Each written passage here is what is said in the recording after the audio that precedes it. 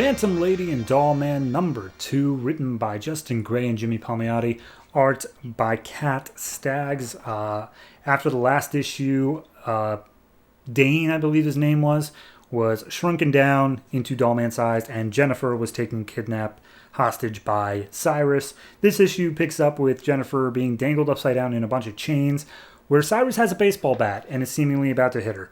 And they just basically keep on going back and forth, where it's like, I can't believe you did this to me, Jennifer, though I gotta say, you being so duplicitous, kinda hot. And she's like, just do whatever you're gonna do, man, because I'm not gonna break. And he's like, well, I'm not even gonna hit you with this baseball bat. I'm just gonna toy with you for a little bit. I'll be back tomorrow morning. Maybe I'll kill you then. Maybe I'll get you dinner. We'll see. So he leaves for the night after smashing the computer that had all of like the research and data and whatever on it. And yeah, they just basically leave, and it takes the whole night where Jennifer's like, oh god, how could this have happened? I was such a fool. Until finally the next morning, the door just explodes and in comes Dane, wearing a flying suit, still like 6 inches tall. And Jennifer's like, am I hallucinating? What's going on? She's like, sorry, hold on, let me get you out of these chains. And so she crumples down onto the ground, and she's like, okay, so you shrunk. And he's like, yep, that actually happened. Also, like, I traced my laptop here using some software I got. That's how I know your location. But for now, we should probably get out of here. And so they hop on a bus and they go back to Dane's lab. And I just want to point out something that they say later on, that Dane still weighs 200 pounds. He's shrunk, but he still weighs this super heavy amount. He's just casually sitting on Jennifer's shoulder here, which makes me think this is by Ant-Man's rules, where, like, there are no rules. It's just whatever you need it to be, where he's still strong, and he still packs a punch, but he's only, like, 6 inches tall. So anyway, they go back to his lab, and he basically is walking through like, okay, here's what I need you to do. Go in, take a shower. You got to disinfect this huge gash you have on your leg.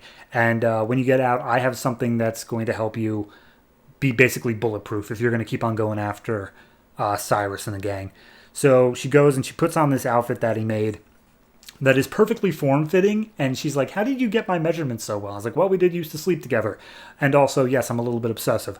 So he tells her to click this one button that's on her palm, and it turns her into a phantom state where she's completely intangible. And she's like, oh, yeah, no, it's perfect. Like, I can't get shot when I'm like this. Perfect.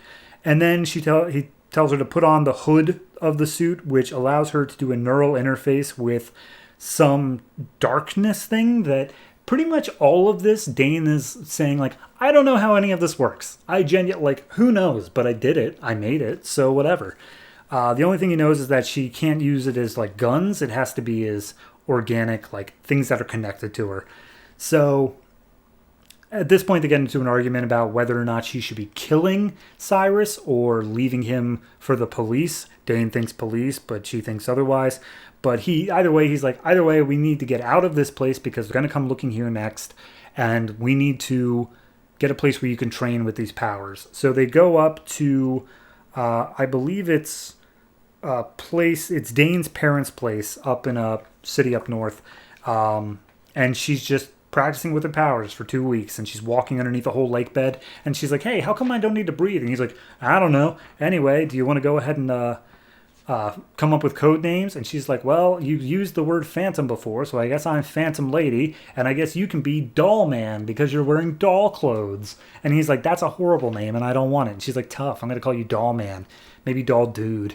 So at this point, he starts getting a little bit ticked off, and he's like, all right, well, let's see if you can handle me in a fight. So he's not even wearing his flying suit at this point, and apparently he shows that he can jump really high, and he still is able to, like, flip her over his shoulder.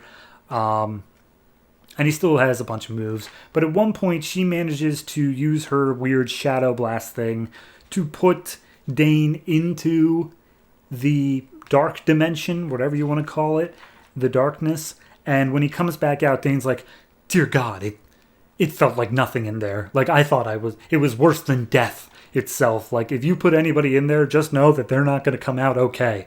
And she's like, all right, good to know. I think I'm ready to go back and fight. So we go back into Metropolis, and Cyrus is talking like, hey, we still haven't seen anything of Jennifer. She just went off the map. And all of a sudden, there's this shrinking dude and this phantom lady who's messing with all of our shipments. That's weird. Anyway, let's go ahead and continue with our shipment down at the dock. And Dane is in the vent overhearing all of this. So down at the dock, they interfere and they start taking away all of the people's guns. But wouldn't you know it, now that there's metahumans involved, Cyrus got his own metahuman. And her name is Funerella. And I stopped the issue there. I mean, it's the end, but I stopped it there. So, no, it's just the setup issue. It's just them saying, okay, here's how... I mean, literally on the cover, Secret Origins revealed. It's just walking through, hey, here's how they got their powers, here's how they work, which is a whole lot of, I don't know, but whatever, it's there.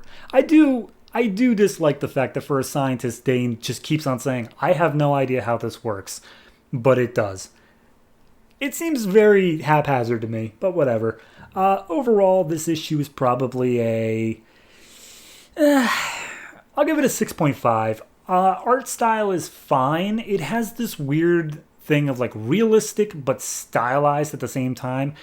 Very accentuated faces. The way I would consider like the really big stock photo apps of like, oh my god, like those kind of wide faces. Those pop up a lot here and it makes it feel uncanny is the best way I could put it. But overall, it's fine throughout. It doesn't do anything offensive. It's just not amazing. And it's very hand-wavy with the powers. So, yeah, 6.5. We'll see how the second half of the series goes.